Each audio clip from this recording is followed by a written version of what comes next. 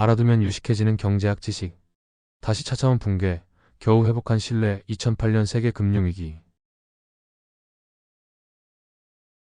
연쇄적인 은행의 파산, 구제받지 못한 리먼. 2000년대 초반의 저금리 기조 아래 유럽 은행들이 미국 모기지 시장에서 돈을 벌자 유럽에서는 시장의 과열이 분명하게 나타났다. 2007년 자산 규모로 볼 때 세계 3대 은행은 미국이 아니라 유럽에 있었다. 프랑스의 BNP 파리바, 독일의 도이체방크, 영국의 스코틀랜드 왕립은행 RBS이다. 이렇게 된 한 가지 이유는 투자 자금을 제공하는 대규모 자본시장을 가진 미국과 달리 유럽의 차입자들은 자금 조달을 위해 은행에 의존한 데에 있었다. 유럽 은행들의 규모는 자국의 GDP와 대비하면 상당히 컸다. 아일랜드 은행들이 가장 컸고 부채는 아일랜드 GDP의 700%에 달했다. 영국과 프랑스 은행들은 GDP의 약 400%, 독일과 스페인 은행들은 300%에 달했다. 또한 유럽 은행들도 미국 은행들과 마찬가지로 대출 사업을 위한 자금 조달을 소매 예금보다는 도매 자금 시장에 의존하고 있었다. 2006년 여름에 미국 주택시장에서 버블이 터지기 시작했을 때 유럽 주택시장도 곧 그 뒤를 따랐다.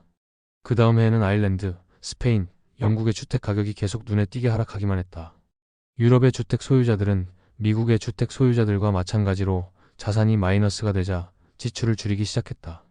각 가정이 주택의 가치가 대출 원금보다 낮아진 상황에서 원리금 납부에 어려움을 겪었고 주택시장의 폭락은 경기 침체로 이어졌으며 결과적으로 총수요가 감소했다. UBS, 베어스턴스와 같은 투자은행들은 모기지 저당 증권에서 계속 손실이 발생하자 펀드를 폐쇄하기 시작했다.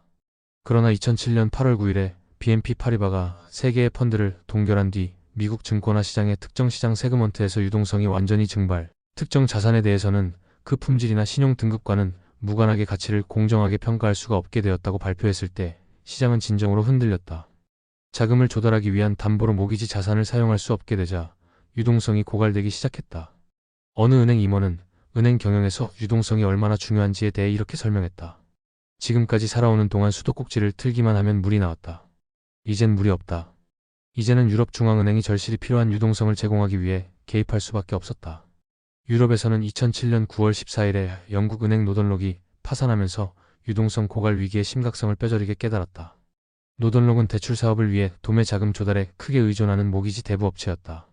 자금 조달의 4분의 3 정도는 도매 자금 시장에 의존했고 예금은 4분의 1에도 미치지 못했다. 도매 자금 시장에서 유동성이 고갈되자 노던록은 자금 조달에 애를 먹었다. 결과적으로 노던록의 자금 조달 문제는 영국에서 150년 만에 처음으로 뱅크런을 일으켰는데 예금자들이 예금을 인출하려고 지점 밖에 줄을 서서 기다리는 모습에서 생생하게 나타났다. 은행들이 자금의 대부분을 고객에게 빌려주고 일부만 현금으로 보유하는 부분 지급 준비금 제도하에서 예금자들이 예금을 인출하려고 하는 것은 분별 없는 행동이 아니었다. 정부가 지원하는 예금보험은행이 파산할 경우 예금자들에게 예금의 일부를 지급한다에 따르면 최대 3만 파운드의 지급을 보증했다. 나중에 이 금액은 미래의 뱅크런을 방어하기 위해 8만 5천 파운드로 증액되었다. 이렇게 금액을 올리면 예금자들에게 예금의 안전이 은행의 대차대조표에 의존하지는 않을 것이라는 믿음을 줄 것이다. 노던록의 파산은 미국의 서브프라임 모기지를 보유했기 때문은 아니었고 파산한다고 해서 전체 금융 시스템이 무너질 것 같지는 않았다. 그러나 노던록은 미국 투자은행들과 마찬가지로 도매 자금 시장에서 자금을 조달했고 그들의 파산은 앞으로 불행한 결과를 초래할 수 있었다. 2008년 봄, 베어스턴스는 모기지 저당 증권이 갖는 위험에 심각하게 노출되어 자금 조달에 어려움을 겪고 있었다. 당시 베어스턴스는 미국에서 6번째로 큰 투자은행이었다. 그럼에도 은행 채권자들은 대출 갱신을 꺼렸고 투자자들은 지속적인 손실을 우려했다. 3월 13일 베어스턴스는 단기 대출금을 상환할 현금이 부족했다. 베어스턴스가 2천억 달러에 달하는 포트폴리오를 염가에 판매하자 미국의 모든 은행은 베어스턴스가 막대한 손실을 입었다고 생각했을 것이다. 따라서 미국 정부는 신뢰의 붕괴, 더 나아가서는 시장의 붕괴를 막기 위해 개입해야만 했다. 뉴욕 연방준비은행은 베어스턴스의 가장 강한 악성 자산 290억 달러를 장부에서 분리시켜 또 다른 투자은행인 JP모건 체이스가 베어스턴스를 인수하게 했다.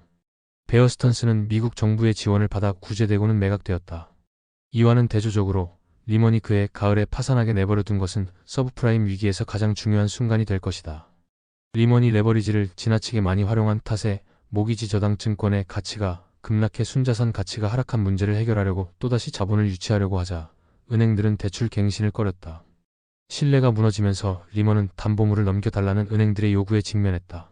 그러나 리먼이 오랜 기간에 걸쳐서 장기 증권의 발행에 필요한 자금을 조달하기 위해 단기 자금에 의존했기 때문에 이 담보물은 자금 시장에 접근하기 위한 수단이기도 했다. 이제는 만기가 도래한 부채를 재융자를 통해 상환하는 것은 파멸을 부를 정도로 비싼 대가를 요구했다. 리먼은 파산을 맞이하기 전에 누군가가 인수해주기를 기대했다. 뱅크 오브 아메리카가 관심을 보였지만 결국 메릴 린치를 인수하기로 했다. 메릴 린치는 도매 자금 시장에 심하게 노출되어 있었고 그렇게 하지 않고는 영업을 할 수 없다는 점에서 리먼과 공통점이 있었다. 그러나 메릴 린치는 뱅크 오브 아메리카의 마음을 얻기 위해 노력하면서 뱅크 오브 아메리카의 CEO가 오랫동안 추구해온 사업 목표를 실현할 기회, 즉 상업은행과 투자은행의 기능을 모두 갖춘 유니버셜 은행을 설립할 기회를 제시했다. 뱅크 오브 아메리카는 인수 대금으로 500억 달러를 지급했는데 위기 이전 메릴 린치의 기업 가치 3분의 1에 불과한 금액이었다. 다른 주요 은행들은 어려운 상황에 놓여 있었거나 리먼 인수에 관심을 보이지 않았다. 유일하게 관심을 보인 은행은 영국 은행 바클레이스였다. 그러나 영국 정부는 자국 은행 부문의 건전성을 우려했고 고든 브라운 총리와 알리스테어 달링 재무장관은 주주들의 승인과 미국 정부의 지원 없이는 인수를 허용하지 않을 생각이었다. 달링 장관은 행크 폴슨 미국 재무장관과 정기적으로 만났는데 훗날 이런 말을 했다. 그때 나는 그가 공화당원들에게 또 다른 은행의 국유화를 설득할 수 있을 만큼 충분한 정치적 자본을 가지고 있다는 생각이 들지 않았습니다. 사실 폴슨은 아주 중대한 은행 자본제 조정 계획이라 할 부실 자산 구제 프로그램인 TARP가 의회에서 통과될 수 있도록 최선의 노력을 기울였다. 이것은 은행의 대차대조표를 강화하기 위해 은행에 자본을 투입하는 것을 의미했다.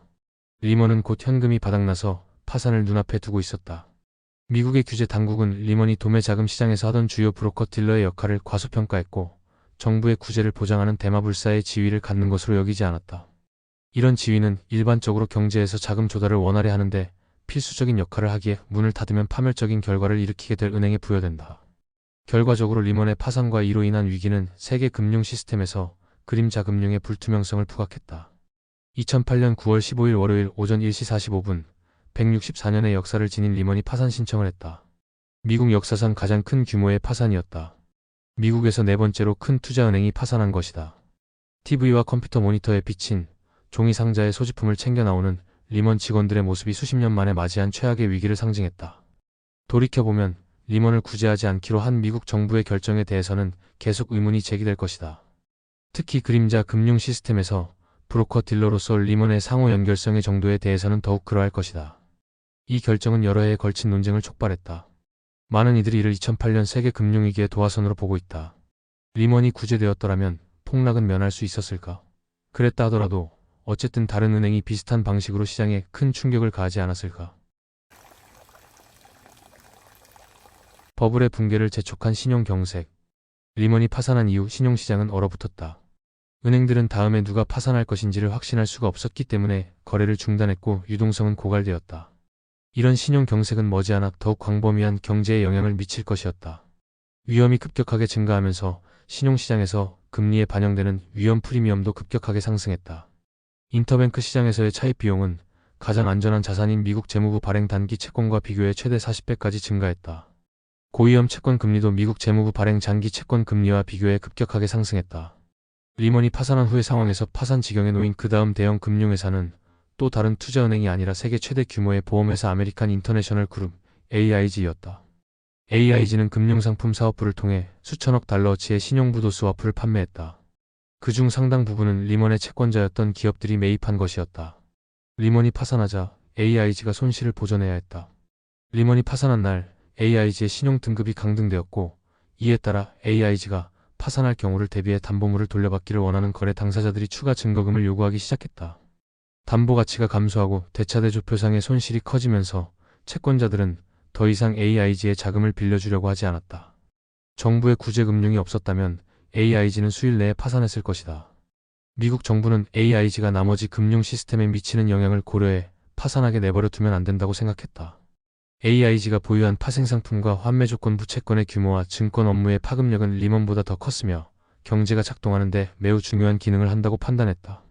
따라서 리먼이 파산한 다음날 연준은 연준법 13조 3항에 의거하여 비상사태를 선포하고 AIG에 구제 금융을 제공하기로 했다. 뉴욕 연방준비은행은 AIG를 상대로 수십억 달러의 담보물을 확보하고 최대 850억 달러에 달하는 신용 공여를 결정했다. 그 대가로 연준은 79.9%의 지분을 확보했고 AIG의 주주들은 막대한 손실을 입었다. 그날은 또 다른 이유로 중요한 날이었다. 가장 오래된 머니마켓 펀드 MMF 중 하나인 리저브 프라이머리 펀드가 연준에 고객이 투자한 모든 달러에 대하여 주당 1달러의 지급을 보증할 수 없다고 알렸다.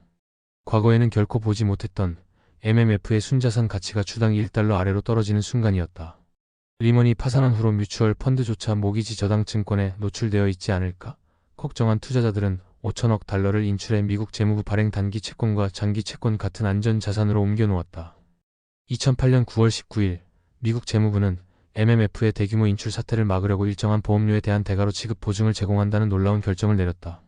이를 위해 미국 재무부는 1930년대 뉴딜 정책에서 미국 달러화를 관리하기 위해 설치한 500억 달러 규모의 외환 안정 기금을 신속하게 용도 변경해 사용했다.